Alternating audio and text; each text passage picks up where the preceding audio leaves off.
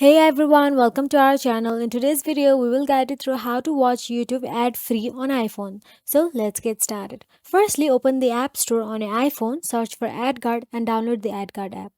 Once downloaded, open the app. AdGuard is a popular ad blocking app that can help you watch YouTube ad-free on iPhone. After you have downloaded it, follow the on-screen instructions to set up AdGuard on your iPhone. This usually involves configuring your device's VPN setting to allow AdGuard to block ads system-wide. So log into your AdGuard or sign up to your AdGuard account and watch YouTube ad-free. Our second way to watch YouTube ad-free on our iPhone is using the Brave browser. You can take advantage of its built-in ad blocking feature. If you have not already downloaded and installed the Brave browser from the App Store on your iPhone, download it. Open the Brave browser on your iPhone and navigate to YouTube by entering the URL youtube.com in the address bar. And with the Brave Shields enabled, browse and watch YouTube video as you normally would.